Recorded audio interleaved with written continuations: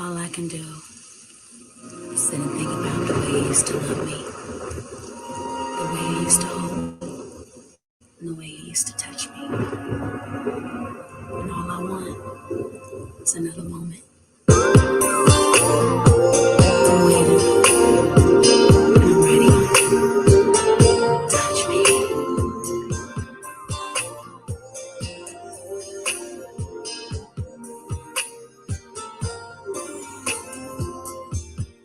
Wish I could hold you just for a little while.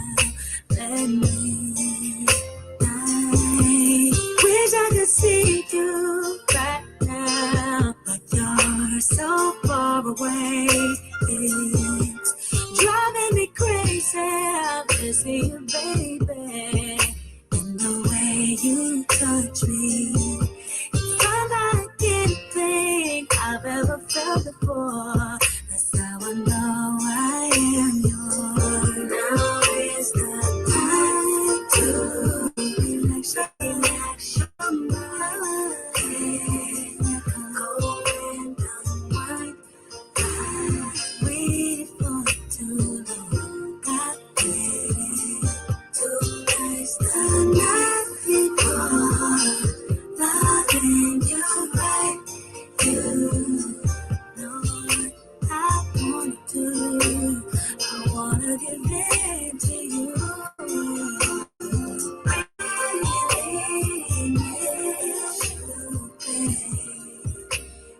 You touch me, I can't hardly wait. You touch me, I want you so. Make me lose control. So let's see, baby. I'm gonna ask you for sure. Will you please touch me? I'm coming to see you. I'm wearing the dress that you like. I'll be on the first plane. I'll call when I get there. I promise.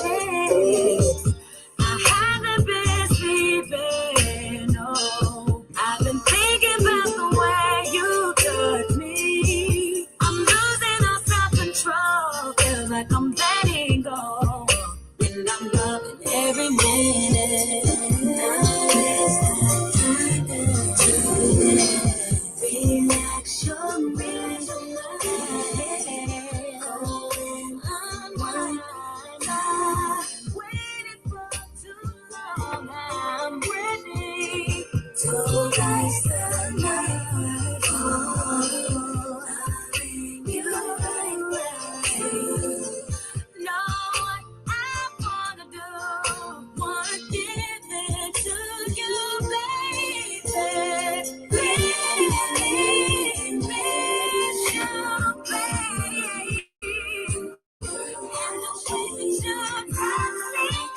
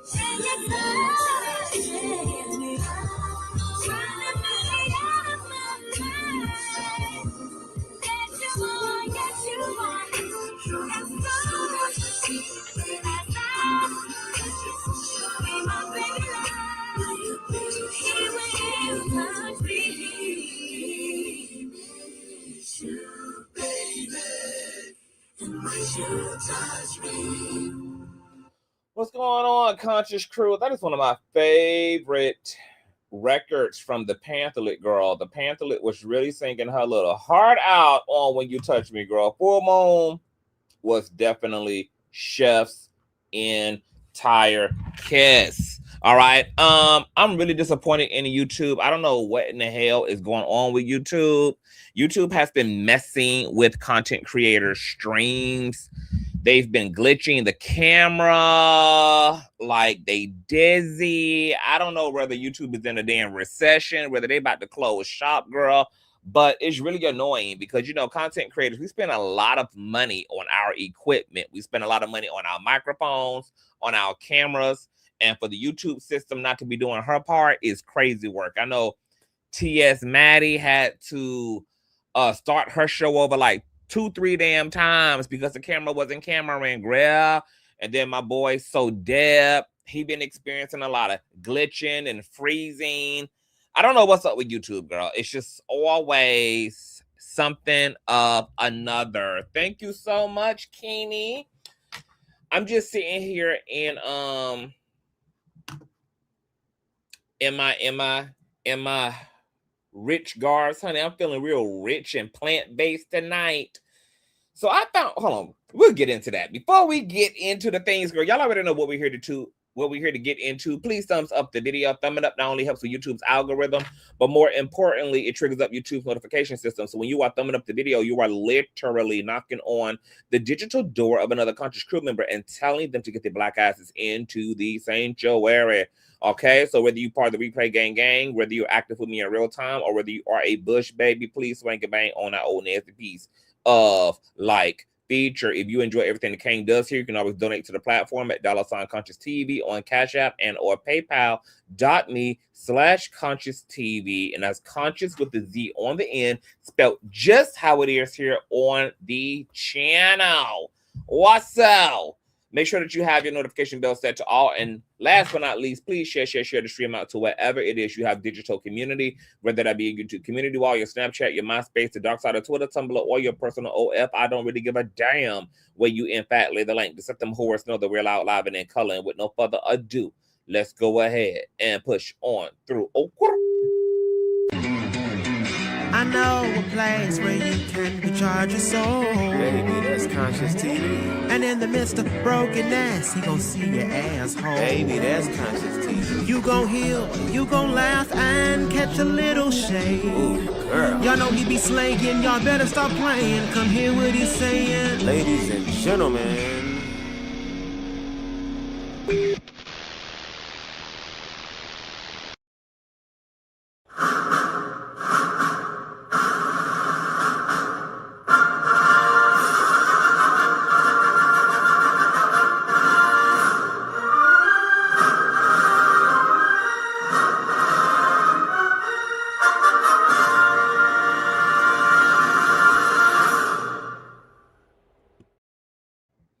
What's going on, Conscious Crew? Happy Sunday, girl. It is a lot going on. I discovered a old, I'll call it a white woman's dish, y'all. Have y'all ever heard of baked carrots smothered in Parmesan cheese and ranch mix? I was looking up a carrot and ranch combo because, you know, I was just gonna dip some old nasty piece of carrots, girl, into the ranch old school style, but something told me to go on Google, so I went on Miss Googleations, and this saltine lady, girl, had put this old nasty piece of recipe together and threw it right on up in the oven for 450 degrees. So I'm gonna burn down my kitchen tonight, y'all, trying to cook me up an old nasty piece of a slightly healthy snack. Okay, so y'all wish me luck, girl. It don't take nothing but oil, Parmesan cheese, carrots, and ranch mix, and 450 degrees, girl. If I'm not here tomorrow, that means I went down in a blaze of glory, girl. Okay, so y'all wish me luck, and I will post the Instagram and have y'all take a look at how it all came out. But it looks delicious. And it sounds like it could be a tasty treat because I be looking for me some healthy treats. Y'all know I'm plant-based aside from cheese. I'm not giving up cheese. I don't give a damn if cheese gives me stage 4 cancer, bitch. I don't give a damn if cheese forces me to have to get me a whole head transplant. I don't give a damn if cheese takes off 40 extra years of my damn life expectancy, girl. I don't give a damn. I'm not giving up cheese. And the fact that I was able to reverse type 2 diabetes by going on a plant-based diet for 1.5 years that also included cheese. I know cheese ain't never gonna be the problem, girl. Okay, because Miss Diabetes ran up out of here, girl, even with a diet filled with cheese, girl. So me and cheese, girl, we're going down and we're going the long haul, honey. It's literally for better and for absolute and utter worse, girl. I don't give a damn if cheese give me gout, bitch. I'll lose a foot, a kneecap. I'll lose my eyesight over Miss Cheese, bitch. Okay, it's just some things, baby. Some things just gonna have to be, bitch. Okay, some things are just worth them up from consequences. At the end of the day, girl, we all gotta go. Okay, so the question is, do you want to be here for a good time or a long time? I'm gonna choose the good time part, baby. All right.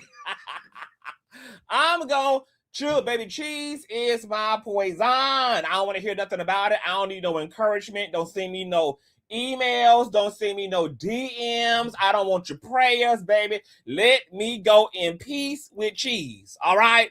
So we got a lot of things to get into. I'm gonna try not to keep y'all here too long, y'all. But child, Brandy got it going on today with Miss Memoir. So for those of you who don't know, which, girl, I've been kind of out of the loop. So let me give y'all a formal understanding of what the hell is going on with this memoir, child. How many of y'all got Brandy's memoir titled Phases? Okay, the iconic multi-platinum Grammy Award-winning performer Brandy brings us a raw, intimate portrait of her life, charting her growth to stardom from Mississippi churches to Hollywood spotlights from the moment she first sang at church in McCobb, Mississippi. All right, so this memoir, girl, is fully loaded. She's chronicling some of her relationships, some of her dramas, her ebbs and flows, her origin stories. Girl, she's bearing it all. She's talking about that funky ass brother of hers, Ray J, and how she gonna have to love him from afar on, period. Okay. And today, more excerpts from her memoir were released. One involving Miss Beyonce, all on their mouth like liquor. My God, today. And it's got the streets buzzing. But you know what's so funny is that I think we now may have an explanation behind this infamous footage from last year when Beyonce attended the Brandy Monica tour and supported her girl Kelly, who you guys know was a featured act on the tour. And there was this backstage footage that people claim showed Beyonce doing a poof be gone spell, girl. Y'all know, girl, Beyonce is known for pulling a parallel park, bitch. Okay, y'all done seen the footage of her parallel parking when Jason Lee and his pre-Ozempic body thought he was about to approach the queen, girl, for an old nasty photo for an old nasty photo coupe, girl. And Miss Beyonce pulled a reverse Uno. Well, she paid Brandy in the same lesson, baby.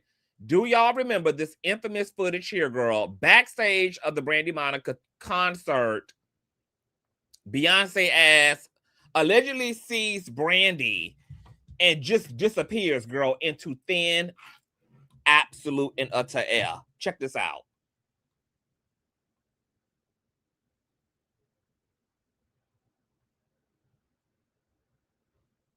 Y'all see a Brandy in her Illuminati coat, girl, in her checkerboard coat. This is Beyonce here. Okay, she hit that left, girl. Why? What happened? What had happened, y'all? You know, we've been long speculating, y'all, on what is the tea, because y'all know there was a whole conversation that happened. Like, girl, what is the tension? What is the smoke?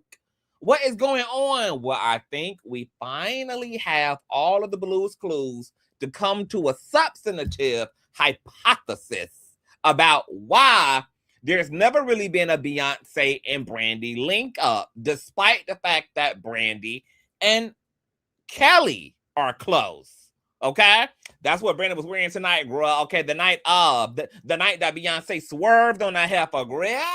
The queen swerved, honey. Like, and ooh, baby, Beyonce found stage left immediately, girl. Baby, I ain't seen nobody hit a hard right like this since Tommy Ash was running from the IRS agents. My God, today. So, what had happened was people done got up in that memoir, and Brandy apparently recalls a heated exchange with notable, legendary, and iconic producer Rodney Darkchild Jerkins in her new memoir, Phases. Go do what you're gonna do while I go sell 5 million records with the Queen. According to Brandy, the two, as in her and the producer Rodney, were in the studio arguing like usual. Okay, so they had a mutually toxic ass relationship. When things suddenly escalated, she says Darkchild looked her dead in the eye and told her, quote, "Go do what you're going to do while I go sell 5 million records with Beyonce." Brandy says that line hit her hard and made everything clear in that moment. She walked out of the studio realizing their run together was officially over. For those who don't know, Darkchild played a major role in shaping Brandy's sound on Never Say Never and Full Moon, some of her best work.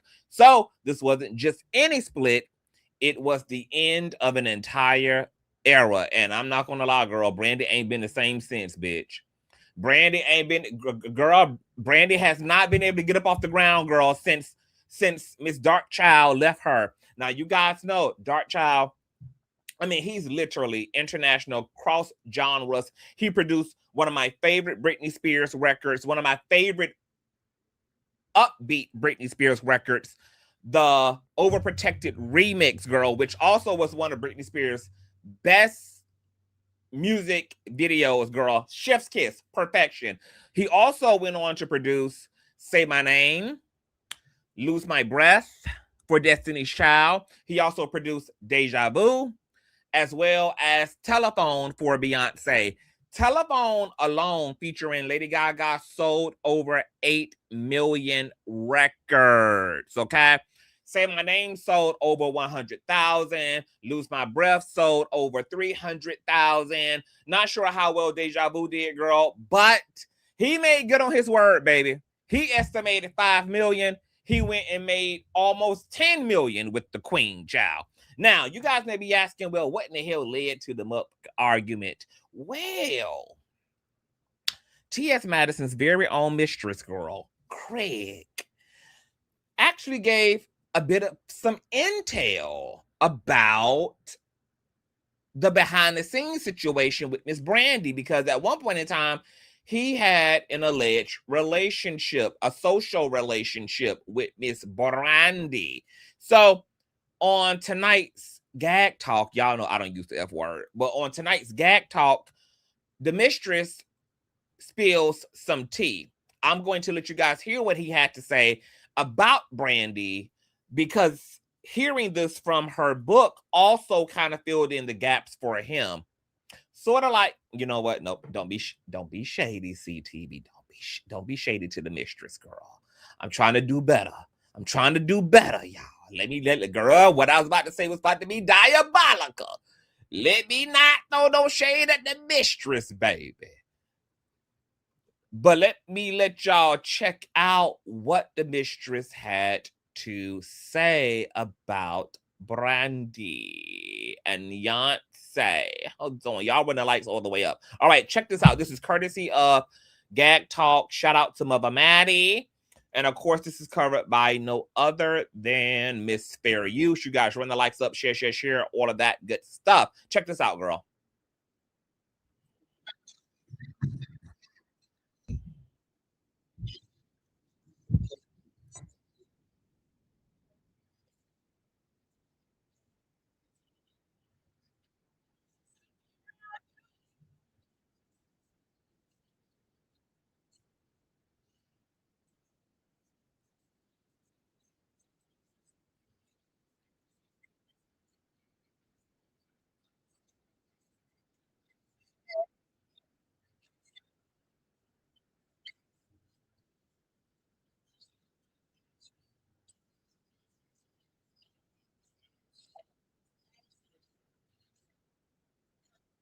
Oh, y'all can't hear it. Okay, hold on, because this is coming from Chrome. Let me switch over to Safari, girl. I don't know what it is with Miss Chrome. Miss Chrome does not, girl. She does not want to speak to me. StreamYard, girl. Ever. All right, hold on. Hold on. Let me put this up on Safari. I'm gonna look down in that comment section. Girl. I would have let him tell the whole goddamn story, girl, and y'all would have been down there doing the damn mute challenge.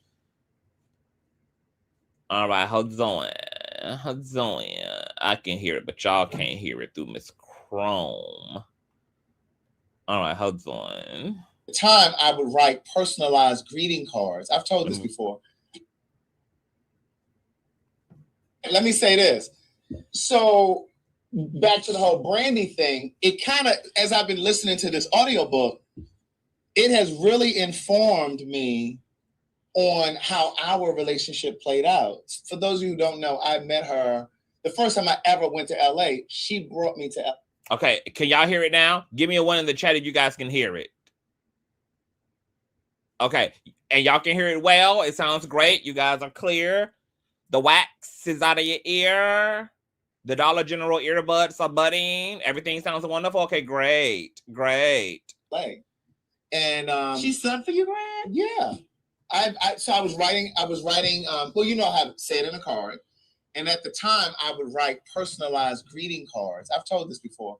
I used to write personalized greeting cards, and there was a basketball player that played for the Trailblazers, the Portland Trailblazers. You had him? No.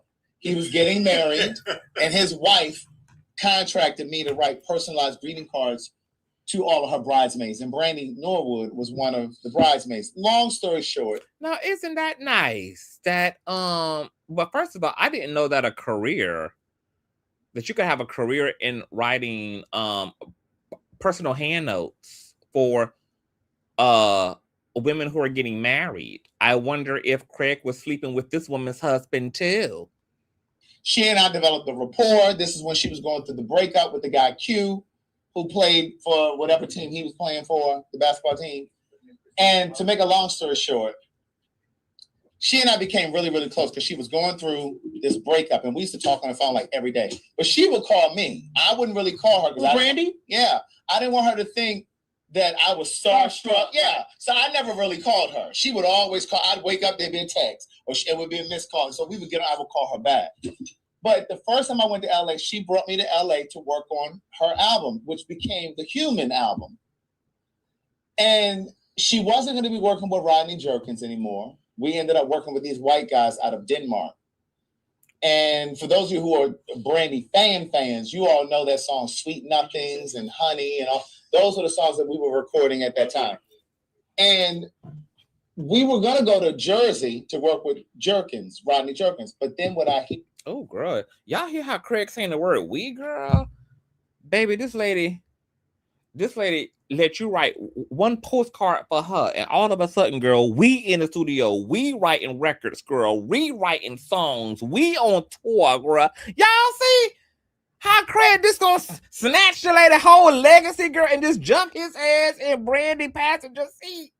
You might not want to be there, because apparently the bitch know how to cause an 18-pound pile up on the interstate, honey. You might not be wanting to jump up in Brandy's passenger seat like that, girl, considering that she done caused some Final Destination sequences in the past. But y'all see, girl, just the narcissism of it all, baby. Talk about we writing records. It's Craig. Let me check Siri. does Craig, the writer,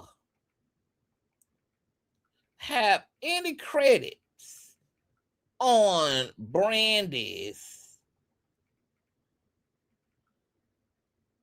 albums? Because he said we.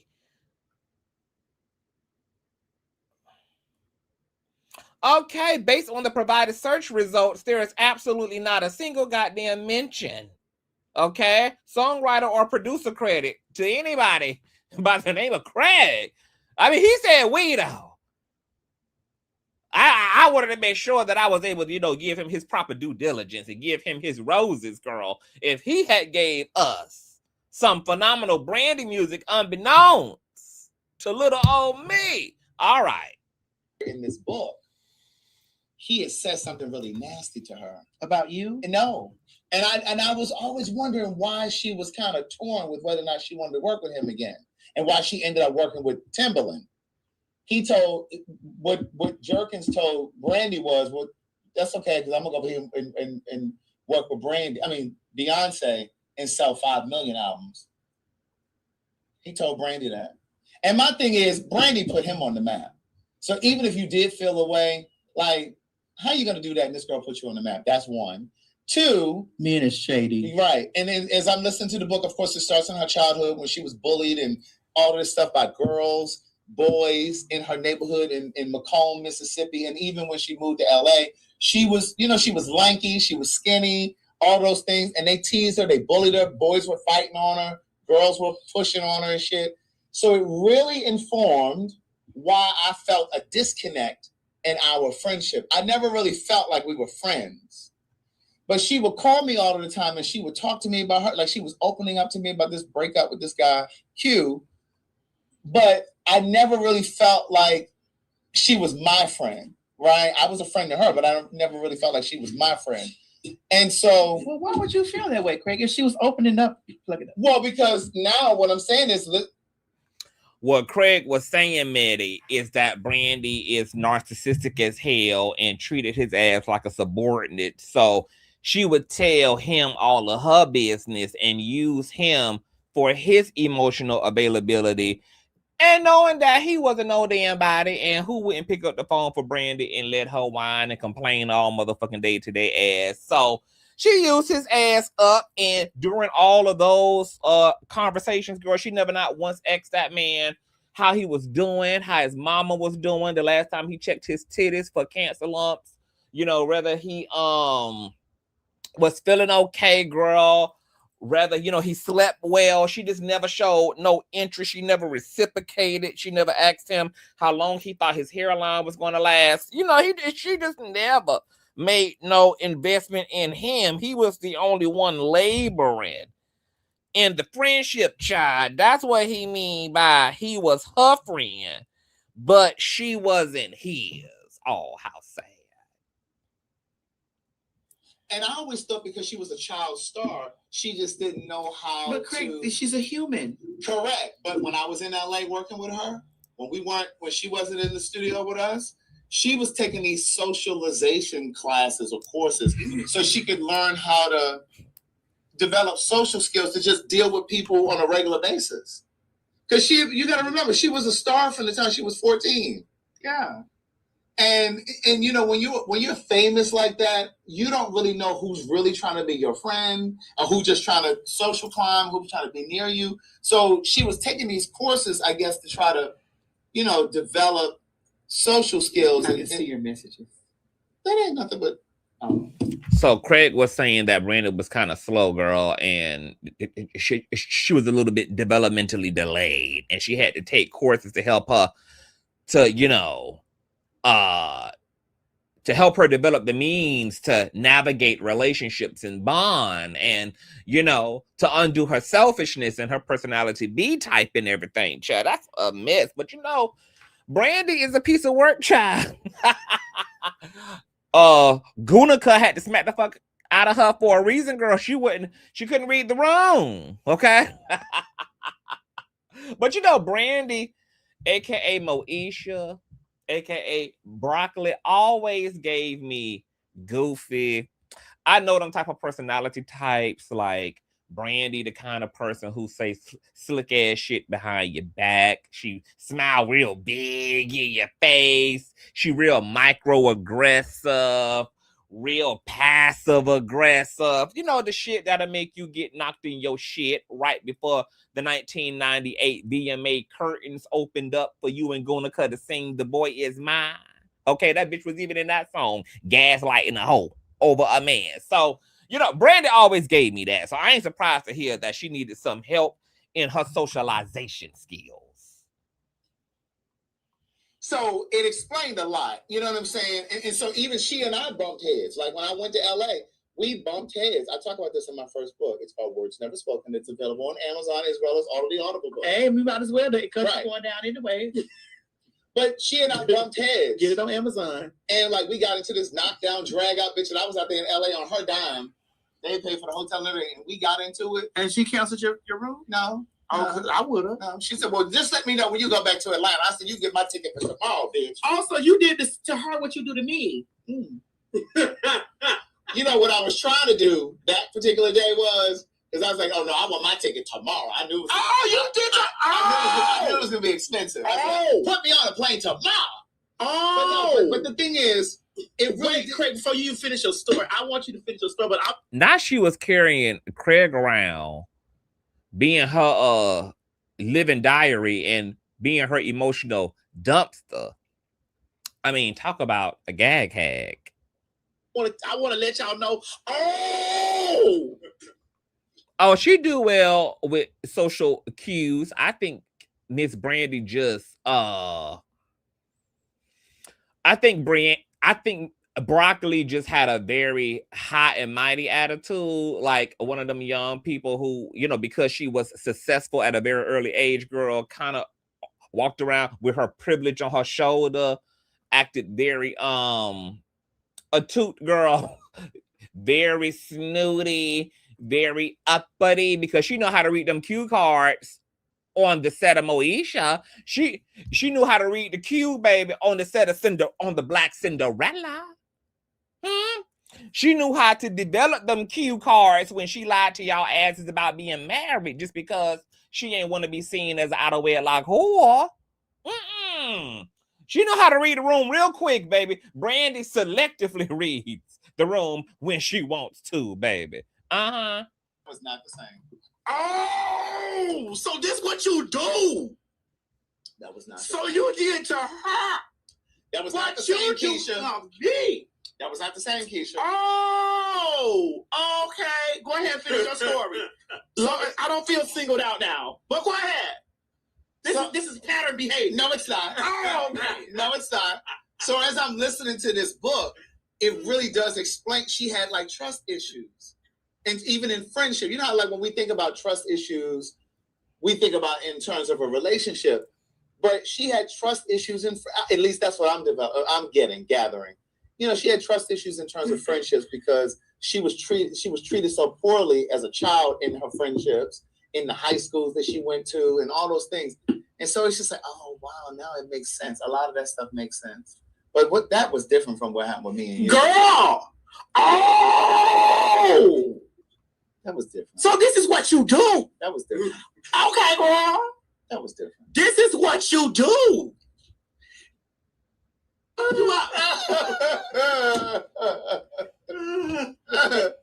But yeah, so but I can also tell because here's the other thing. Now I don't know if I've ever said this on here. Girl, listen, don't get that girl. That girl just followed me. Don't do this. No.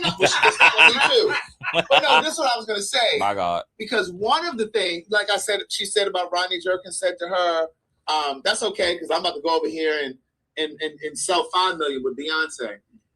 When she and I were in communication, I said to her one day, I said, you got to stop comparing yourself and worrying about Beyonce.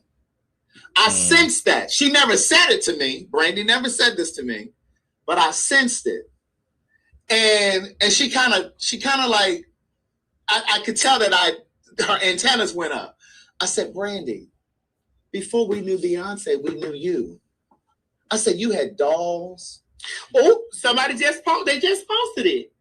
See, I'm telling you, it's in that book. They just posted this an hour ago. Yeah, he said, yes. So he said, Brandy recalls a heated exchange with Rodney Darkchild Jerkins in her memoir Phases. Go do what you're going to do while I go sell 5 million records with Beyonce. And so let's screenshot of this. Yeah. And so what happened was, I said to her, I said, we knew you before we knew Beyonce. I said, stop, keep your eyes on your paper. What happens is a lot of times we look to the left, we look to the right, worrying about what's going on with people in the other lanes or people, whatever. I said, continue doing what you were doing. You had dolls, you had TV shows, you had movies, you were a cover girl model. Those of you who remember all of that, I'm like, you already did all of this stuff. Why are you comparing yourself to anybody? Well, we done talked about taking that already. But it lets me know, as I'm listening to this book, that she never really understood her power. She never really understood her gift, and she understood it. Craig, here, I don't think she ever. No, I don't think she believed it. No, let's be.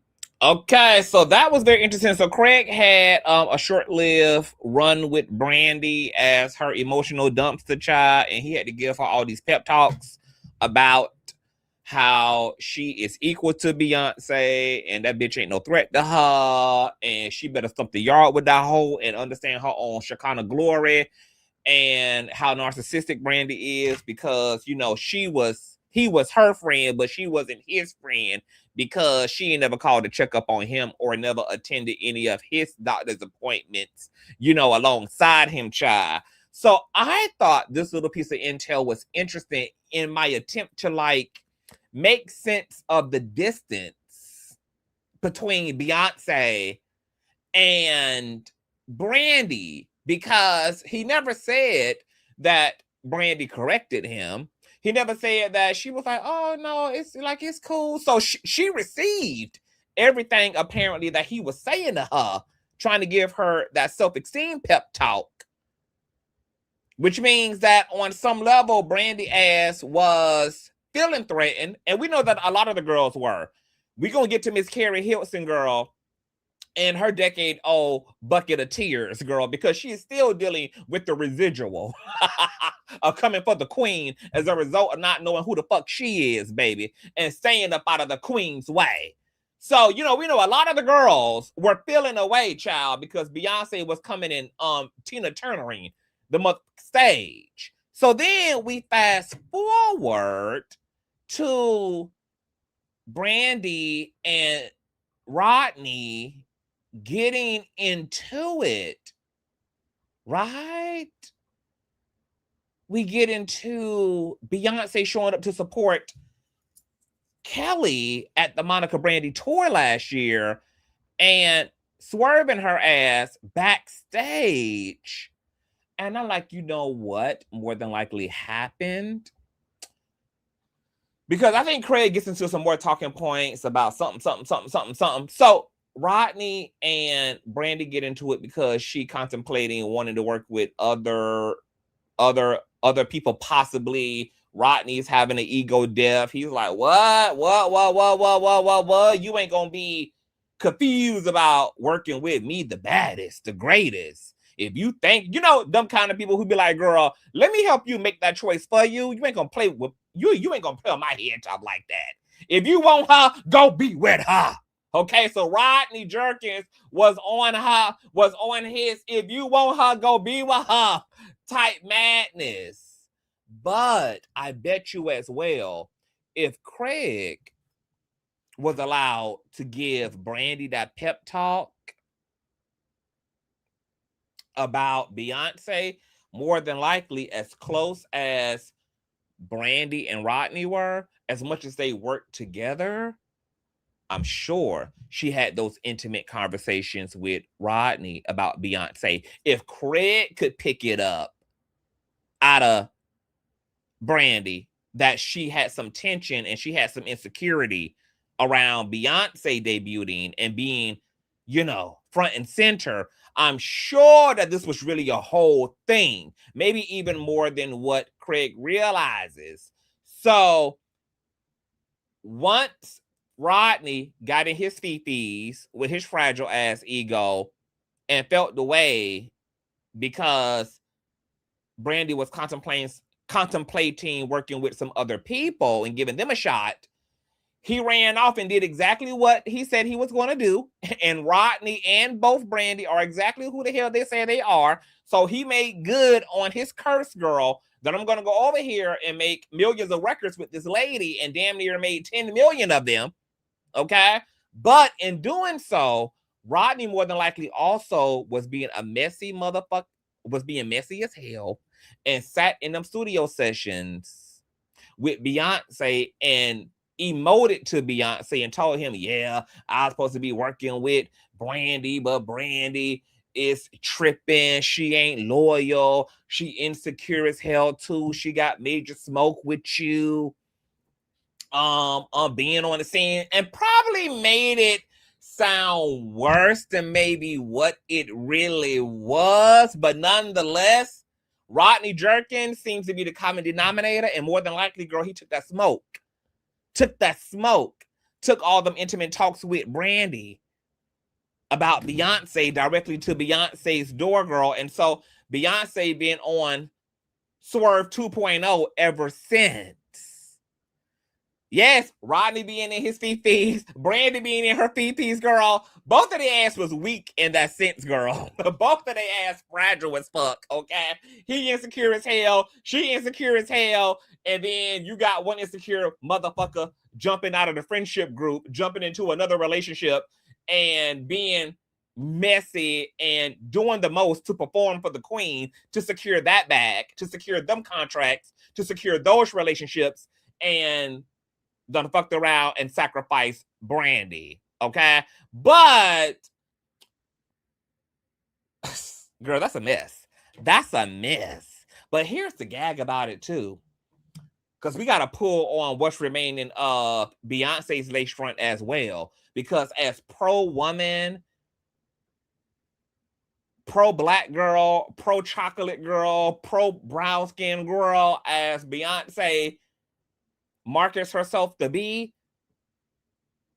it's interesting to me that despite Kelly's relationship to Brandy, that Beyonce just never went and had the conversation with Brandy, considering that our hypothesis is that more than likely Rodney filled Beyonce's head up. And because Beyonce is a Virgo, and the type of Virgo she is, she non-problematic. She don't like confrontation. Y'all know Beyonce just cut holes at the knees, girl. Her daddy just woke up and was unemployed, bitch. Okay? Bandmates just woke up, girl, unemployed, bitch. Okay, baby? Baby, Beyonce don't do no talking, girl. Okay, so she's not one of them talkative, confrontational Virgos. Every female Virgo I know is apocalyptic. Okay? But Beyonce, she holds her mule, okay? She internalizes, and she puts on that brave face, and she just cut you at the knees and go ghost. So, because of her personality type, she didn't run to talk to Brandy. She just avoided Brandy based upon credible witness statements from Rodney, baby, who had just came out of Brandy's camp. But I'm just still surprised at Miss Beyonce that out of all these years that she never just had that conversation with Brandy, because Beyonce is like team girl. I'm a girl's girl. I'm a girl's girl. You know, she's sending K Michelle flowers, you know, in order to deflect K Michelle's frustration toward Beyonce, because Beyonce done stole her goddamn country music grift. Baby, Beyonce know how to love bomb, girl, and to deflect from some shit, bitch. Okay, to keep things sweet. So I'm just surprised. I am surprised that she never just had that talk. And I'm wondering, how in the hell has Kelly navigated this weird sandwich? This is very fascinating to me.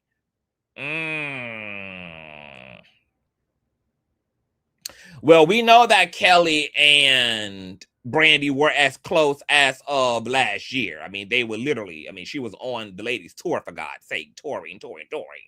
And shout out to Beyonce for, having the kahunas to show up and support her girl, despite she being up there with a bitch chump. Well, okay, but let me tell you something, girl. Let's go back to this tour for the girl. This is some nasty work here, baby. Oh, this is some nasty work here, child.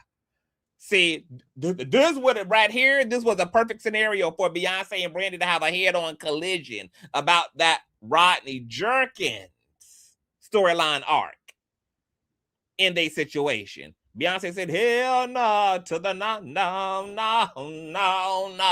Haters get information. Baby, fascinating, all right? So, interesting. But speaking of the Beyonce universe,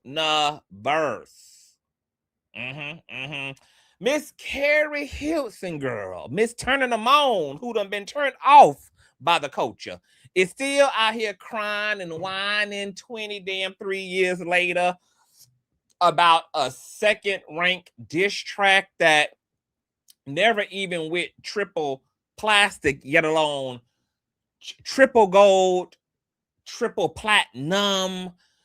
And despite making new music that nobody is checking for, girl, I guess Keri Hilson and her forehead have decided, baby, to continue to ride that Beyonce victimhood grift, baby.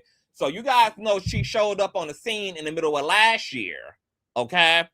Wanting to debut some music, wanting to re-regulate her career, and she decided to be open about, this diss track, and she says that she's the victim of powerful producers and labels, and she was under immense pressure, and she never personally wanted to come for the queen's throne. So let's check out an excerpt from The Breakfast Club regarding Keri Hilson on being forced to sing Beyonce track. Wanted me to do a remix to Turning Me On. He had produced the record, and I wasn't, because I was on tour with Lil Wayne, I wasn't able to lay anything down. He had been on me for a couple of weeks about we need to do a remix. Okay, so I take off. It wasn't happening quick enough for him. I take off, we fly in, and he had another writer in our camp at the time. Esther Dean, who we're going to get into, for those of you who may have forgotten. He had her write this. So he played it for me, like, this is the remix, because I'm thinking I'm coming in to go write a remix to Turn Me On. Like, The whole time I've been writing concepts, but I come into the studio and he plays me this verse, and I'm like, automatically, I'm like, I'm not saying that. That was my position. So I tried to fight him on it, and I began writing my own. That's what I did with my time there. But I want to be careful with the word I use. It was quite forceful. You know what I mean? Ooh, child. In an executive artist way? Yeah, in an executive artist way only. Involving others and kind of threatening my career in a sense, in a real sense. Like, you're not coming, because my album wasn't out yet. So it was like, you're not coming out if you don't do this. And the mistake that I made was not continuing to fight, but I was in tears. I was crying. I was adamant that I did not want to do that. And for people that don't know, you were signed to Polo. I was signed to Polo and Timbaland. Correct. Yep. In a joint venture at Interscope Records. Yep. And I was young. I was super young. I felt I had no power. I felt I had no choice. But I did record my version, which had nothing like that in it. It was on subject. The song is about men. And it leaked like days after I did it, but he promised me that wouldn't happen. So it leaked. And that was that. And I protected him. I protected the girl that wrote it, who went on to become famous. I protected everyone in the story. So I had to eat that. And I am still eating it to this day. But that is definitely a regret of not fighting even stronger. But again, when your career is on the line and they make it that be the way that you perceive the situation, not perceive, but it was pretty clear. But when you're that young, you're just kind of like, maybe they know better than me. Right, like, yeah. What did Timberland say? I think he just went because they were partners. I think he just went along, but I don't remember that we involved him or that he was involved at all because he hadn't produced that record. But I wonder now, I would love to ask him, like, what did you think about that? What I do know is he went on to work with B and J, So did Polo. and tour with them, and so did Polo. And I would say Keri, the human, was looking at Keri Hilson, the artist, like, you deserve that shit. You should have fought harder. You know, I understood it. I got it.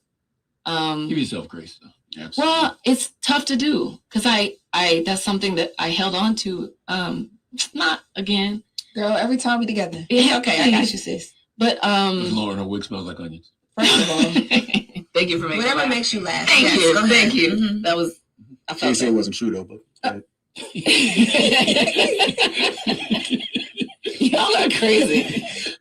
So Keri Hilson girl decides to tell us that she basically had a forced hand in dissing Beyonce ass. She blamed it on Esther Dean, blamed it on Polo the Don, blamed it on her record label girl, and said that she wrote everything in the dish record aside from the line that told Beyonce to go sit her ass down and go have Blue Ivy finally. Baby, Esther Dean entered the group chat to respond to Miss Keri's sentiments. And this is what Esther Dean had to say. Child, I mean, this is some messy ass shit, child. So Esther Dean first responded to Keri Hilson's interviews and said this: I submitted a lot of verses for that remix. One got picked and it was co-written with Keri. Looking back, it was childish and didn't age well. I see how hurt people, especially women, and I take full accountability. I've worked with and supported many women since. That doesn't erase the moment. I'm sorry for my part in it. Growth is real, and so is the apology. Now, mind you, this was the follow-up response that Esther Dean had to Keri before this one. This was her first response, okay? And it was an open letter, child. Open letter from Esther Dean, the other writer that Keri is responding to or talking about.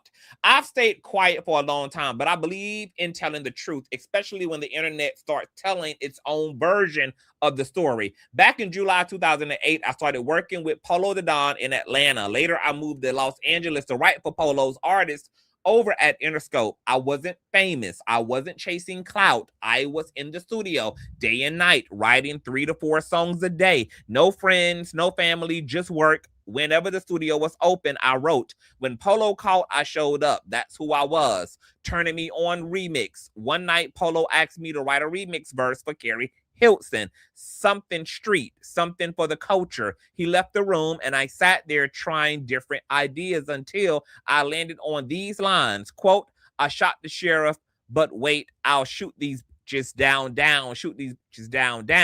And the other verse, quote, your vision cloudy if you think that you're the best. You can dance, she can sing, but she need to move it to the don't do it. She need to go have some babies. She needs to sit down. She fading. Tacky? Yes. Forced? No. Okay? So when Esther says, I wrote a few verses, okay, she basically, even in her attempt to apologize, we'll get to that. Let me keep on reading because this is a gag to me. So she goes on to say, tacky, yes. Forced, absolutely not. That was me. I wasn't in the room with Keri writing this together. I didn't know her personally. She was already a star. I was just a writer trying to earn my place. I did my job and left. Keri came in another time and wrote her own verse, her pen, her voice. Ben had dollars, boy. Go on, get your money up. No, you ain't the only homie on me lined up. I ain't turning it off. I'm staying turning it on. Go on and tell these folks how long I've been writing your songs. I've been putting you on. Just check the credits. And if you want me, you can find me in Decatur, ho, because you're turning me off. I went on to write on both Keri's albums. She even showed love and did a cameo in my Drop It Low video. I even came on stage with her once, but life took us in different directions like it often does. For the record, I didn't work with Beyonce until years later when I signed to Roc Nation as a writer. There was no plot, no beef squad, no secret industry mission, just writers writing, artists being artists, people trying to win. Keri was already massive. She didn't need saving. She was out here making history. Why speak now? Because while our stories may look similar now, back then they weren't. Keri was speaking on big platforms I didn't lose access to, and it was her story to tell, not mine. I stayed writing, no hate, no shade, just truth. What Keri went through was sad. She's a great artist, a beautiful spirit, and she deserves grace. She took her lessons. I'll take mine. Respect always. So this is interesting to me because Keri Hilson is absolutely knucking and bucking against having anything to do with this record. She cried, she wailed, she rolled on the ground. They practically had an AK-47 style rifle to her fucking head. But even in Esther's follow-up statements to Keri, by taking responsibility for quote-unquote being childish, etc., which kind of runs contradiction to her initial statements, because on one hand, she's saying, look, girl, we all were hungry. We were just writing. You know, we just talking shit. I was asked to write to a street record, do it for the culture, pop shit. You know, like, you know, sending little subs, etc. It's all innocent, etc. But she clocks Keri, even in her apology, when she says, I submitted a lot of verses for that remix. One got picked, and it was co-written with Keri. So Esther is like, girl, I submitted a lot of shit. I wrote a few things. I rearranged a few syllables, girl. I rearranged a few vowels. Okay? Now, I don't know between you and Polo, girl, who did what, girl, but y'all had a handful of verses to choose from, and somebody decided to choose sit your ass down and go have Blue Ivy finally. Somebody chose to use that line, sugar. Okay, yes, I wrote it, but baby, we wasn't in the room. And you trying to act like you was all traumatized and beat up and hit by 18-wheeler over all this shit, girl. But we went on to continue to work together. I worked on both your projects and albums. Came out on stage with you. You showed up to my Dip It Low video shoot and gave me next piece of cameo, girl. We was all good in the hood. But y'all took it from there. I did my job. Y'all took it from there. But you know what the gag is? You know how clocky Keri Hilson gets? Because coming back 2 decades, damn near 2 decades later, crying the blues, playing the victim, acting like, oh, it was the record that was fabricated, man-made, and it was a force of her hand. Really, Keri? If that's the case, boo, and you were so tore up and you were girl, and you protected women and you never wanted to come for the queen and it was all this and all of that, then tell me why in the fuck did you completely lean into the whole energy of this record between Beyonce, because we're never going to forget you being on the red carpet, boo. And when this interviewer asked you to hold up the magazine and to shout out the magazine, which Beyonce was on the front of, you didn't want to hold up the magazine. You didn't want to hold up the magazine and shout out the queen. Let's revisit this. Keri Hilson asking, who's that? It's a picture of Jay-Z and Beyonce on the front cover. Shout out Juicy Mac. The magazine. She didn't want to shout out Juicy Mag magazine once she saw the queen was on the front of it. Who's that? Shout out Juicy Mac. Who's that, girl? What? Where all the trauma, Keri? Where was all the regret? Where was all the oh my, I never had any issue with the queen. Magazine. Juicy Magazine. Oh, I don't know her, girl. Shout out Juicy Mac. I can't even spell juicy, bitch. Oh, but it gets even more fascinating because Keri Hilson also is in an interview in an old clip that resurfaced saying this. Leaked a record that's considered a diss song for Beyonce and Sierra. Is that true? It's considered that. Yes, Polo had this idea. No, he did not leak it. It's not the version Polo wanted out. Okay. Especially the version with him talking all over it. You know, it sounds like he's instigating something and giving more meaning into the lyrics than were initially intended. But no, he didn't like force me to do anything. I mean, it was a suggestion and I told him, okay, I'll try it. You know, I'll try it. And that was just it. He was like, I want it a little more fiery, and that's cool. That's cool with me. I speak my mind and, you know, I make no apologies for it. So, you know, it's a hot verse. I love the verse. Yes, I heard specific names being brought up. No, it's not about that. No, you know, that was not where the energy was. I'm not retracting or you know, feeling some kind of way about how people feel that I'm doing, you know, that I did this. I'm not, I guess that's the only way I could say it. I'm not retracting. It's just that was never the energy behind it. Okay. But we did play it for people, and it's considered a leak because we decided not to go with it. And I can prove that because it's like when you do a remix to a song, you kind of want it to be for the remix to come out while the song is really hot. So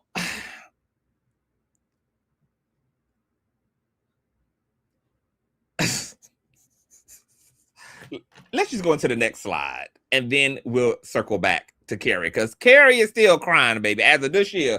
Still crying, and she is the victim of Polo the Don, Esther Dean, and the record label. So she's in an interview being tearful, girl, really trying to get that grift going. Recalling regrettable Beyonce diss track. Check this out. Dynamics are real. Yes. And people love to flex them when they want to convince you or force you to do something that you don't want to do. Power dynamics are real. This is how I learned that. I didn't even know the phrase back then, but that's exactly what was happening. These are people that had my career in the palm of their hands, and at the push of a button, it could all go away. And that was very much the threat. Very verbal was that threat. Very verbal, very verbatim, you know? What choice did I feel I had at, 22 years old?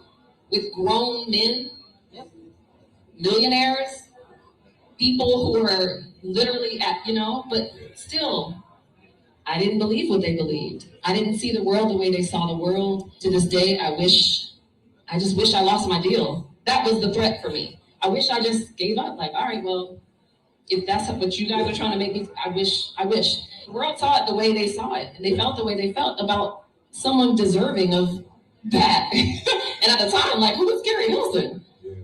Like, why would she think she's equal to, you know? Did it make it awkward for you when you ran into artists like Beyonce, or perhaps you were in the same space? We shared the same space several times. It was awkward for me, maybe for her too. Yeah. You know, but she introduced herself, we shook hands, at that point was the moot point, I guess. It was kind of during the backlash. She's probably like, she's had enough. Hi, I'm Beyonce, you know. She's probably like, yeah, she's going through enough about that. Yeah. I remember begging them to tell her the truth. She probably knew. She probably knew who was behind, maybe. But to this day, like, I begged. Yes. I begged. And I appreciate you being for them to tell her the truth. Can you please at least look, if the world is bashing me, can she at least know the real deal? Can you at least, so I can sleep? Yeah. Because I suffered. But I at least just wanted her to know that wasn't me. Yeah. Thank you for being vulnerable. I'm gonna be honest. I'm not fucking buying it. Keri Hilson was with the motherfucking shits. She say in one breath that she wanted someone else. Someone else. Can they tell her the truth? When she also says in the same breath that she ran into this lady on several different occasions and never used her own breath to say what she claims needed to be said to Beyonce or to Sierra, which was that it was not personal. Now, Keri Hilson, because she leaned into the shit, you don't even want to hold up a because look, this is how she could have really protested the situation. Let's say if I was in her shoes, and let's say it's true that I'm being forced to diss someone that I'm not interested in dissing. I really respect them. I'm a girl's girl, etc. All right. I do this dish record to appease everybody. I got a hot record going on right now. I want my album to come the fuck out. I'm going to let Beyonce and Sierra get these strays. Fine. So then, if I come to a red carpet event where either Sierra is on the front doing the fucking Matrix or Beyonce is on the front doing the Matrix, and I know in my head that I don't have no real smoke, and I gave everybody what they wanted by giving them the verse and doing the record, etc. Oh, this is my opportunity then to low-key show that it ain't no real smoke and all of this is production. So then why not hold up the magazine as a way to show some indirect subliminal solidarity toward Beyonce? Because remember, you ain't got no smoke. You so traumatized. So you would have thought Keri would have took her alley-oop since the universe was giving her an opportunity, because Juicy, the magazine, they made every celebrity they interview shout them out. It just so happens that Beyonce was on the cover. So the interviewer wasn't being messy by making Keri Hilson shout out Juicy when all of the celebrities that Juicy were interviewing were being asked for the promo. Can y'all give us a shout out, making them hold the newest edition of their magazine up? And it just so happens that Beyonce was on the front cover. She was on the front cover. But see, this don't look like trauma to me. You want to hold the magazine? Who's that? Why would who that matter? And then you sit in the latest interview that I just played for y'all and say, once again, that it wasn't no smoke. Even when she was trying to fake cap, acting like the dish record wasn't even about who the fans thought it was about when she did this interview at the time that I just played, right? You're like, oh, it wasn't who people think it was. So then that was even more reason for your ass to hold up the magazine, remember? That's even more reason then for you to hold up the magazine with Beyonce on the front of it, because you're trying to also gaslight and lie to the audience who's clocking the tea and knows exactly who the fuck you're talking about, because all you girls were shook when Beyonce turned into Sasha Fierce girl. So why not have held up the magazine? That would have furthered her narrative that, oh, see, I told you fans are the ones being messy. It's not even about who y'all, ain't even on that type of time. Y'all see. I mean, but instead, you lean into the energy of this dish record that you're claiming had nothing to do with Beyonce and wasn't personal. And like Esther Dean said, girl, I wrote a multitude of verses. Y'all reached in the hat, girl, and chose what y'all wanted to choose. And like you said in this interview, it was all about your career, right? So this is the thing I want Keri Hilson to just go ahead and do. Just take responsibility. Rather than acting like you're some victim, it would be better for her to just lean in and say, look, bitch, I was young. I wanted, this was my first shot at stardom. and making history and living my dreams. It wasn't personal. I don't have no issue with Beyonce. And we made a really creative record that could have been about, you know, anybody hot at the time, but it wasn't personal. And I regret it in terms of, you know, the overall of it. Like, would I want to go at another successful Black woman just to get put on? No. But at the same time, like, we didn't say no names. We thought that it was a harmless record, and I wanted it bad enough. I wanted what I wanted bad enough, girl, to move forward in the situation. That would have been more understandable while also being like reasonable and also establish her real heart in the matter. But blaming Polo the Don, blaming Esther Dean, blaming the label, blaming all these other individuals and not taking any personal responsibility, because she asks, what choice? What choice did I have? You had the choice to not do the record and to potentially lose your record deal, which, if that would have happened, it would have been unfortunate. But this is the thing. Y'all better raise y'all kids, baby. When y'all want them to get out here and be successful and make the family rich and shit, and y'all want them to, you know, to go and be millionaires and trillionaires, especially those of y'all who got young people in y'all families who wanting to be in the industry, y'all better be teaching them about their morality and teaching them something called character, because, baby, young people need to know every single fucking day in this world where somebody want them to sell their soul, that they do have choice. That's something that you need to grill into the heads of young people every fucking day so that they can be prepared for soul-selling moments like this, that you do have choice. And because this world ain't perfect, sometimes the choice you make to do the right thing is going to cost you something that you really care about. But when you are a good person and you're solid regarding your virtues and what you stand for and your principles, you take those L's. That's what separates the boys from the men and the women from the girls.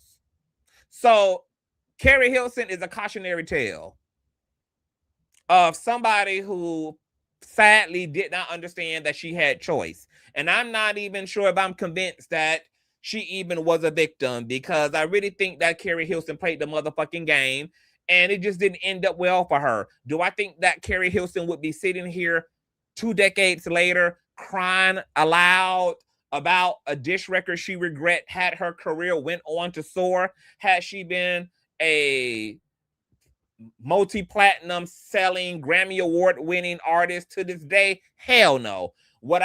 Do I believe that she was so convicted and she was so heartbroken and her morals were so thick that she would have still been sitting here in the version of her career that was successful, airing out all this tea? Hell no. She would have took her motherfucking winnings, baby, and kept it fucking trucking. Had Polo the Don and Esther continued to write successful albums for her, she would still be sitting on this tea to this day. This little scheme and scam and conglomerate that they were a part of, girl, would have never been spoken about. Keri Hilson is only sitting here crying because nothing else is working for her. And she is blaming her lack thereof on what she believes fans are holding on to regarding this leaked dish record, because her new record, her new album, We Need to Talk Love, released in April 2025, marked her return after a 15-year hiatus. However, it did so poorly, girl, that the first week sales aren't even in for the project because nobody cares. And you know why, Keri? Nobody cares. The music sucks, my love. Your first album was the shit, bitch. Me and my gay bestie bumped that first album, girl, for an entire year, girl. You couldn't tell us that we weren't being turned on. But this new record sound like grocery store music, girl. Hold on, y'all.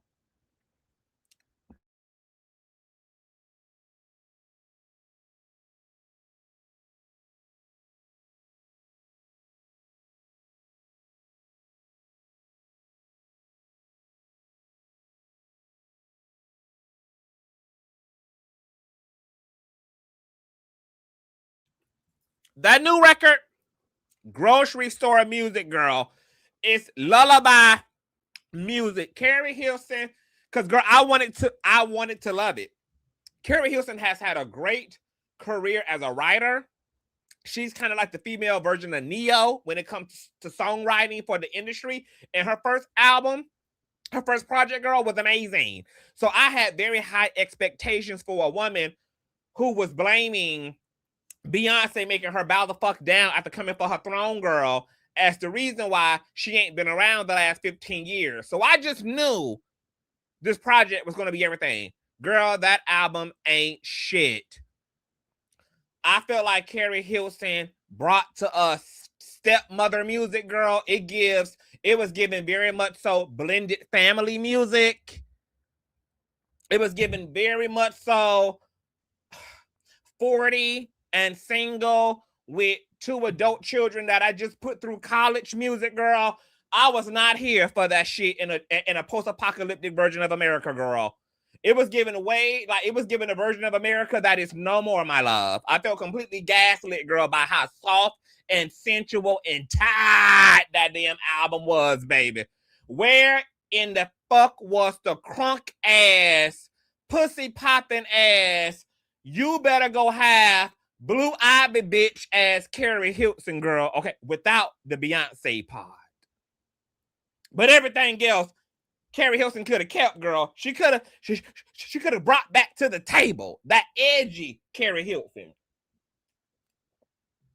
The Keri Hilson with the bang. That damn stepmama music, that damn blended family music. No, ma'am. No, ma'am. No, ma'am. It was soft. It was boring. It was uninteresting. And it just didn't land. There was no smoke. The album made no motherfucking noise. Nobody even known, girl, that she showed up with a new project. Everybody thought she just showed up, girl, for a therapy session about Beyonce. Her crying about Beyonce made more noise than the music did. So, Keri, at this point, Miss Mamas, I don't even think that the reason why you are still unsuccessful is because of a grudge the public has with you about Beyonce, because to be honest, they don't even care that much about that hoe these days either, baby. Beyonce around there losing damn Instagram subscribers and getting canceled along with her goddamn husband. So Beyonce don't even have the same social equity in this era that she even had 15 years ago for anybody to be judging you solely off of their love for Beyonce. The music is just not good. It's just not there. Okay? You've been replaced by Blue Ivy, baby. You need to go back and learn some more boom cat. We need some up-tempo music. I don't know whether the forehead has also or is the result, girl, of a creative decline, but we don't know this, Keri. We don't know this, Keri, girl. You got to think, bitch, if you got Washing Rents by the Beehive, girl, after your first successful album, and that album was up-tempo, it was very pop, hip-hop, commercial, girl. You were showing off your dancing skills, you know, because I loved her little song with Nelly Child. Like, Keri had it. Keri really had it. So to come from that, Keri, and we ain't seeing you in between, and you just pop up, girl. You just pop up, lady, with 2 kids that you done struggled to put through college. I don't want this blended family ass music. I don't want it. It don't fit you. We ain't been able to transition with you. We ain't been able to grow with you. So we don't even know where this new version came from, girl. It just feels like night and motherfucking day. So I don't know what to tell Keri. But what I do know, girl, is that the Beehive ain't responsible for why you ain't standing now, girl. Half of the Beehive ain't even alive due to COVID-19, bitch. Okay, half of them hoes ain't even alive right now, girl, to even be judging you, child. Okay, so it's not the Beehive, Keri. Even if Beyonce was to shake your hand today, bitch, and feature your ass on Act 3, you wouldn't be any more relevant and any more charting, and the music wouldn't be landing any more than what it already is, shy. So just go make up with, girl, go work with Rodney Jerkins. Go work with Dark Child, girl, since he's missing an artist, child. Apparently, you know, he got a space available, girl. Go fill that seat that Brandy ain't filling no more, baby. Go make it do what it do. Moving along. Because speaking of Beyonce, child, my God, today, the Beehive is calling for Chloe Baily to be absolutely stripped, bitch, from the search engine. Okay? The Beehive want her ass gone, baby. They want Miss Chloe, baby, ass out of here. Y'all know Chloe and Halle are signed to Beyonce, girl. They were supposed to be her proteges, shy.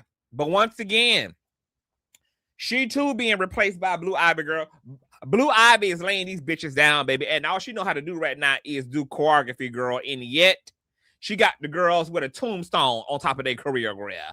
All right, girl, y'all fucked up by signing with Beyonce before she had them cherubins, girl. She started having them cherubins, girl. Beyonce said, oh no, baby, the heir, the inheritance, girl, has to go to the firstborn. No, ma'am. Okay, there's no DNA entitlement here between you and Miss Beyonce. Hold on.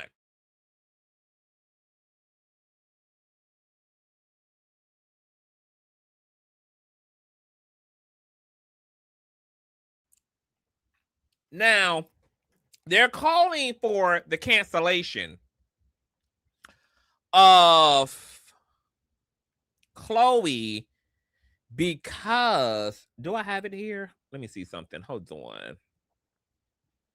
Do I have what I need? Y'all run the likes up, child. Hold on. I'm missing a receipt here. I'm missing a receipt up in her. Hold on. Oh my God. Hold on, y'all. This is a mess. Let me get this receipt real quick, girl. I gotta tell y'all why they canceling the hell out of Chloe, child. You in danger, Celie. You in danger, Miss Chloe. Another very talented artist, girl. But the budding is budding. Oh, here it is. Calm all that down, child. Let me screenshot this, put this in a queue. Whoopsie.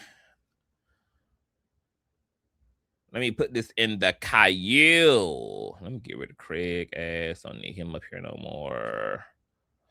Oh no. Wait a minute. Where the fuck?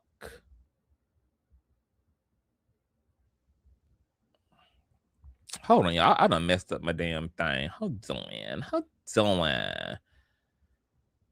Doing too much and end up doing not enough all at the same goddamn time. Oh, here we go. Okay, good. That was a glitch in the matrix. So she's being canceled because she recently attended Ye's concert at the Sophie Stadium, which is sold out, girl. 80,000 motherfucking people in attendance. The culture claimed it was through with Mr. White Lives All Matter. Apparently that's not so, girl. Sold, I forgot how many goddamn units. Let me see. So 152,000 units of his new project, Bully, done sold out motherfucking stadiums, girl. After y'all said y'all was through with Miss Kanye, and apparently who couldn't stay through with Miss Kanye was also Miss Chloe, along with all the rest of these celebrities. We finna read off who gonna be canceled right behind her ass. Because who was in attendance was Dave Chappelle, gone. Erykah Badu, gone. Rod Wave, don't even know who the hell that is, gone. Chloe, Baily, gone. Diplo, gone. Winnie Harlow, gone. Paul Pierce, gone. Kevin Gates, gone. Rich the Kid, The Game, Jerry Lorenzo, India Love, ASAP Nace, Michelle Lammy, Heather Sanders, DC The Don, Travis Benet, Too Slimy, Blackboy Max, Skywalker, Niecy Nash, Jessica Betts, Dr. Cheyenne Bryant, bitch. Kanye done even brought Barry to motherfucking medicine, bitch. You couldn't took Brooke ass not standing up at your event, but you can take Kanye. Got it. So the girls are calling for the cancellation of Chloe Baily because not only does she have the audacity to be signed to the queen and be endorsed by the Kawing and be funded by the Kawing, but how you gonna go and support with your body, your money, and your essence and Beyonce's money? Okay, you out there spending Ivy Park coin, girl, to attend a Kanye West show when Kanye West was just saying how Jay-Z and Beyonce's kids are retarded. Are we going to forget this tweet here? Wait, has anyone ever seen Jay-Z and Beyonce's younger kids? They're retarded. No, like literally. And this is why artificial insemination is such a blessing, because having retarded children is a choice.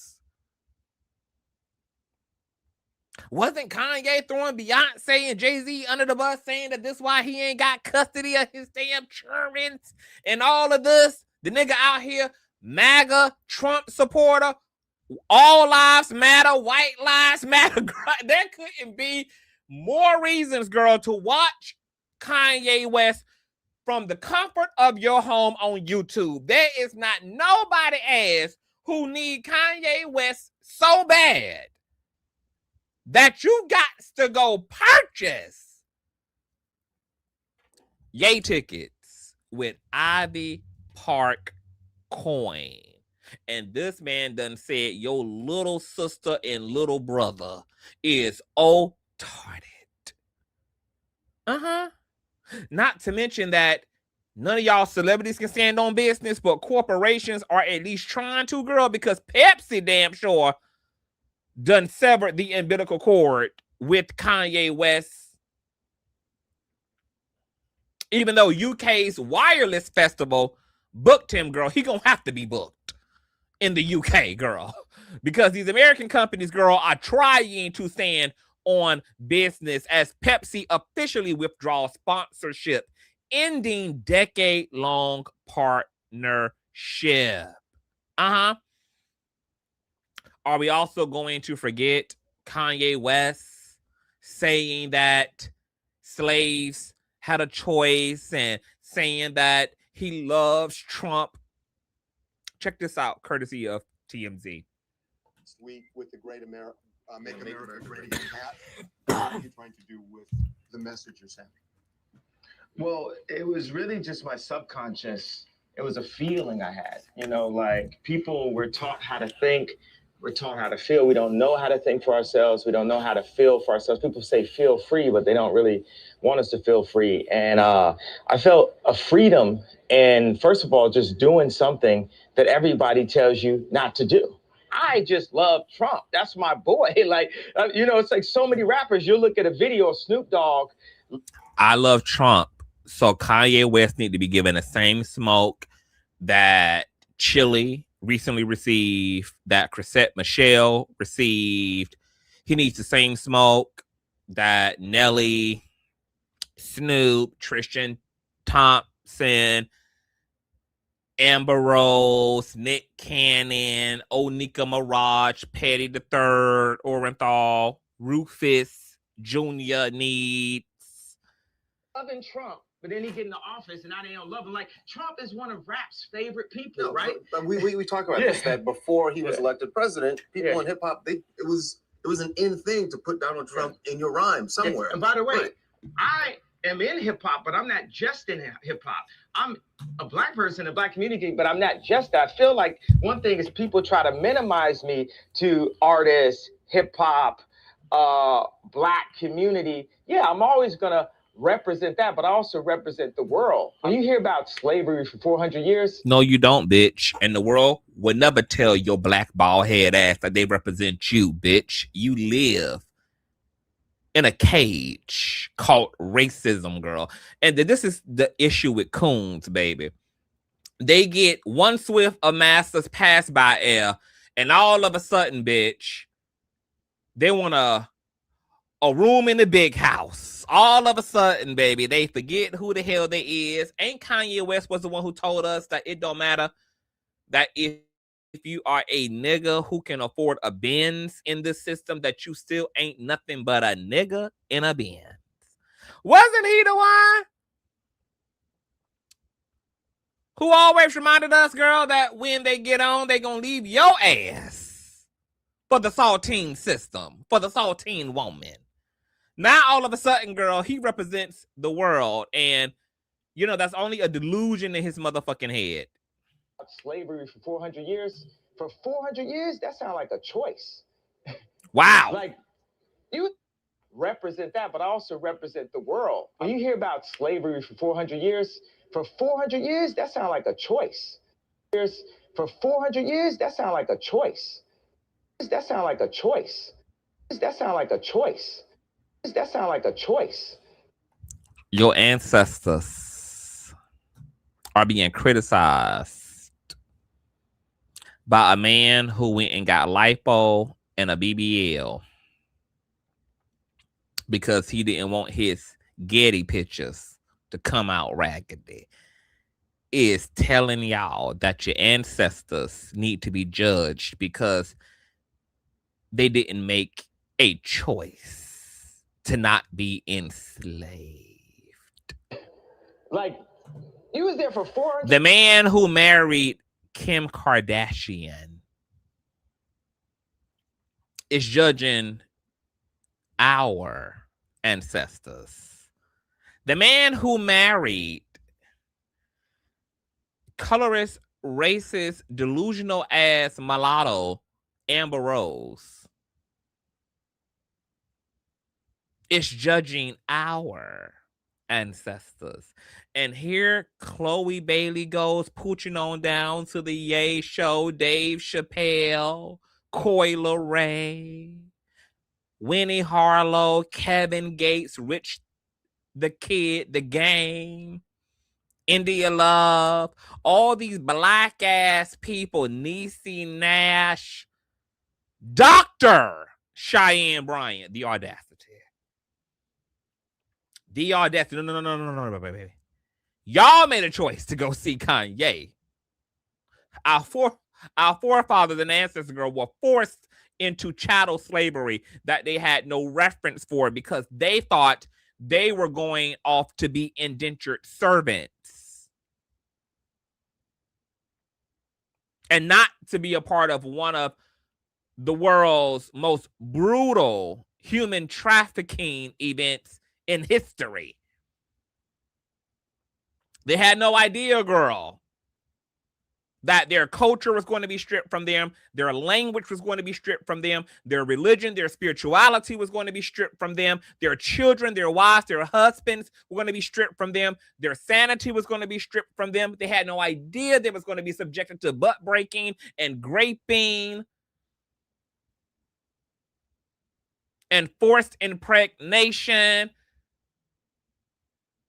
because their only reference for quote-unquote slavery, which was indentured servitude, was a very different slave life than that of Western chattel slavery. Being an indentured servant was equivalent to just being somebody who owed IRS debt and you worked your debt off while still being provided housing, clothing, food. You had rights, you had autonomy. You were still considered a citizen. You were not property. You were just someone who had debt and worked that debt off to the debt collector. Basically, you were Tasha K in Africa. Tasha K, right, despite having a debt collector by the name of Cardi B, has a very different lived experience than that of an American slave, right? Okay, yeah. So that's the stark difference between the slaves of Africa who were then shipped off, stolen, and imported into Western civilization. And yet you got all these ninjas pooching their ass down to go support this anti-black ass, Trump-loving ass, all white lives matter ass. Beyonce and Jay-Z's children are otarded ass. Sellout. Baby, celebrities are down bad. We just had a whole live stream the other day about Tristan and Nikki and Nick and the ands. Baby, celebrities are down bad. Real far down, real bad. Years, and it's all of y'all. You know, like, it's like we're mentally in prison. I like the word prison because slavery goes too direct to the idea of blacks. It's like slavery, Holocaust Jews, slavery is blacks. So baby, black people can't have shit, baby. They can't even have motherfucking slavery without a motherfucker coming in talking about some other goddamn group. My God, today. Are we disappointed? Hell no. But you know, like I said the other day, celebrities are not our friends. I really hope that this is the end of this whole parasocial shit that our society does when it comes to public figures. I hope that we are very clear at this point about the fact that all these people are liars and full of shit, including Miss motherfucking Brandy, baby, who ain't no goddamn perfect angel, but that's okay. Nobody motherfucking is, all right? None of these motherfuckers would piss on us if we were on fire. They pander to the motherfucking left because the left is who use their broke-ass dollars to make these rich-ass motherfuckers rich while they go and vote they ass right because they vote according to their income. They vote according to their tax bracket. They vote according to their bottom dollar, which is the God that they serve. And they will lie, scheme, and scandalize to keep up the image that serves them the best. Whether it be a left pandering ass image, whether it be a I'm a virgin and I'm a leave it a cleaver ass type of a bitch and I am perfect and a perfect role model. Whatever, baby. Keeps the dollars dollaring, including going for the throat of another motherfucking artist who ain't done shit to you just because you want your project to come out, baby. All these celebrities, girl, all they're showing us, girl, is that they're willing to do whatever need to be done to get their needs met. And that in the end, they're going to play the motherfucking victim. Just like Brandy.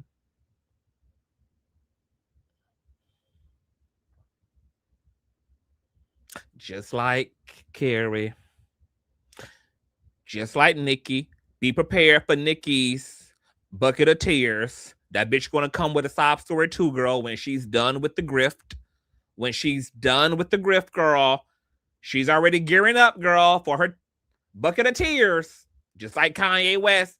How many times this fool done apologize to the black community? How many times this fool done apologize to his people? On 1 minute, you say, girl, you're not your people. I am that, but I'm not all of that. So then what the fuck you apologizing for, girl? The schizophrenia just can't really figure it out.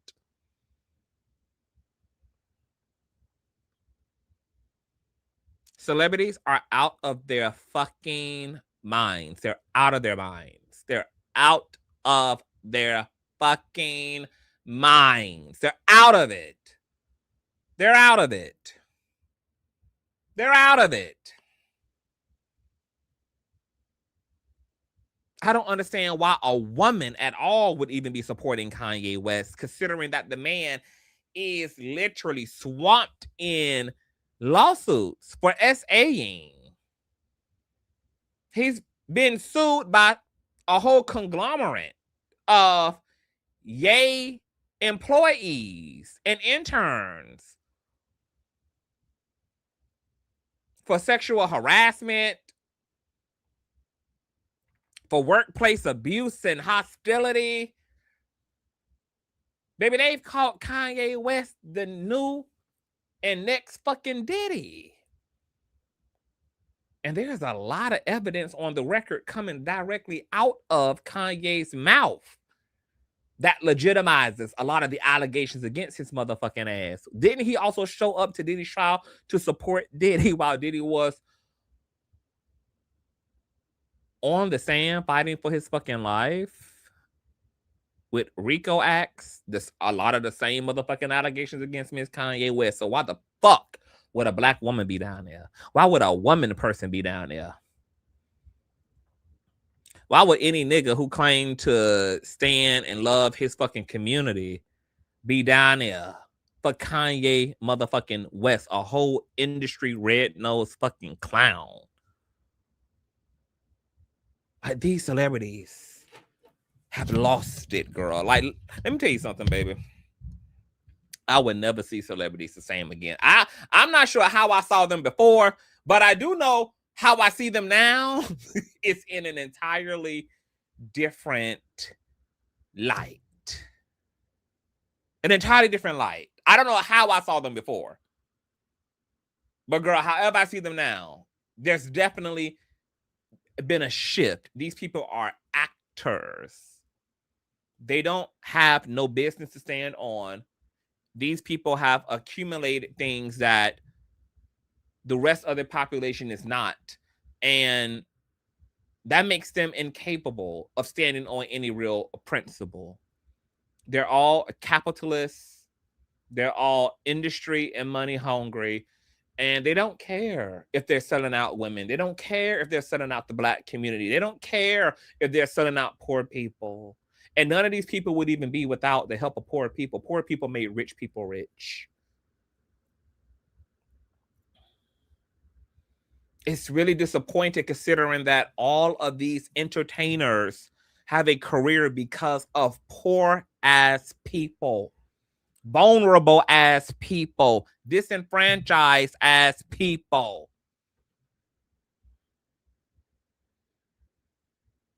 It's disgusting.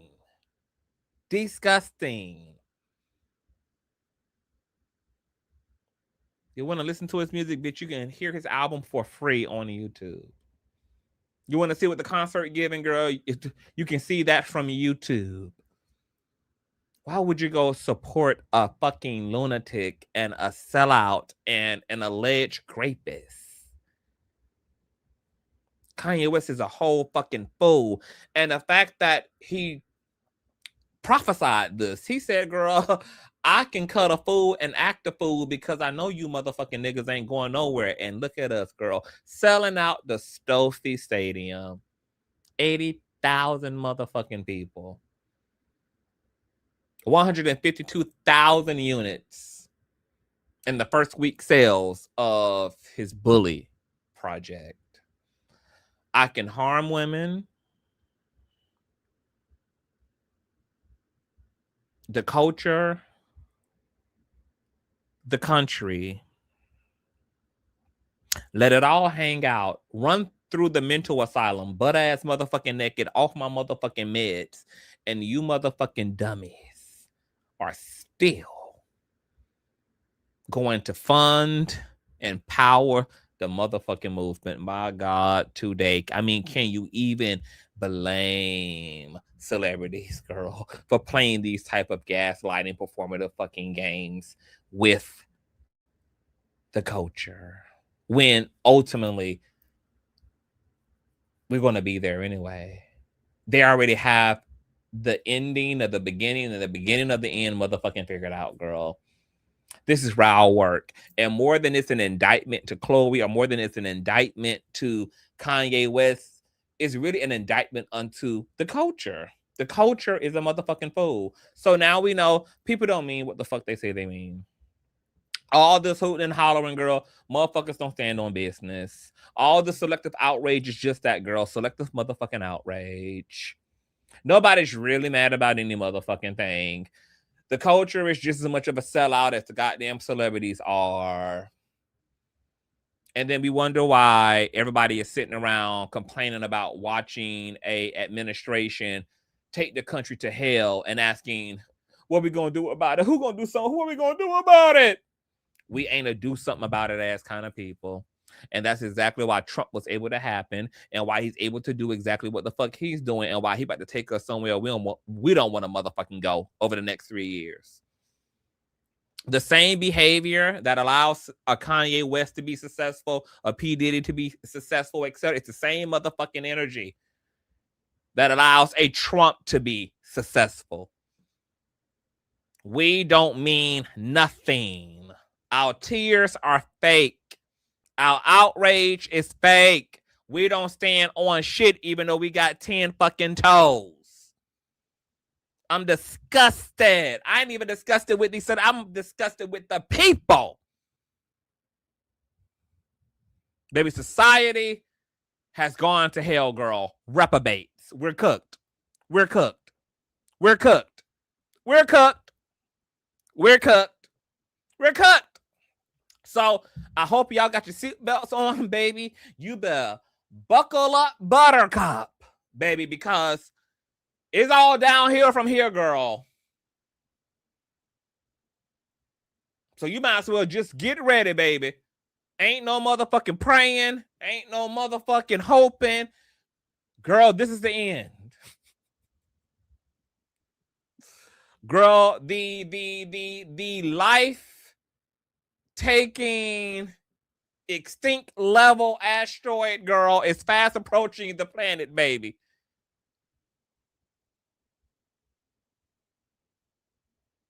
And there's no survival rate upon its impact.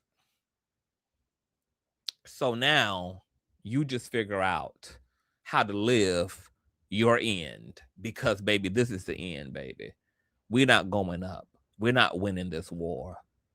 We ain't winning it, bitch. We can't even successfully cancel the most problematic, destructive ass, menacing lunatics within our society, like the Kanyes, like the Trumps, like the Elons, like the Bill Gates.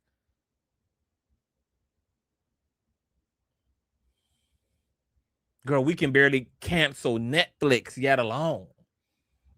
Girl, we're cooked. We're cooked. And to be honest, there's something kind of freeing about that. There's something kind of freeing about that. I'm kind of at peace now. Now that I know I can give up on hope, girl, and just let the good times roll, baby. I'm just here to report the shit show.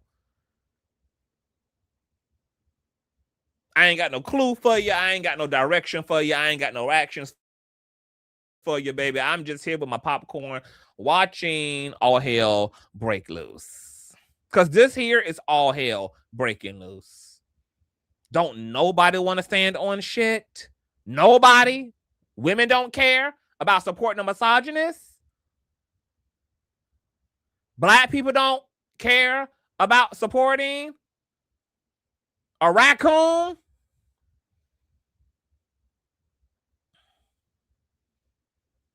America don't care because, baby, it ain't just 80,000 black people down there. The left, the liberals, the Dems don't care about an extreme right winger who's anti-Semitic, anti-black, misogynistic, and patriarchal. Nobody cares. Nobody's gonna care. Girl, I'm done. I'm done with it. I have peace. I can go to bed peacefully, baby, knowing that this is the motherfucking end. I'm relieved about it. Send my arc, Lord. I'm prepared. I'm out of here. Tell me what y'all think below, baby. Thumbs up, share, sound the fuck off. Show some love to the motherfucking Kang and all the ways you can show some love to the motherfucking Kang, baby. I got to go. Love you long time. Peace.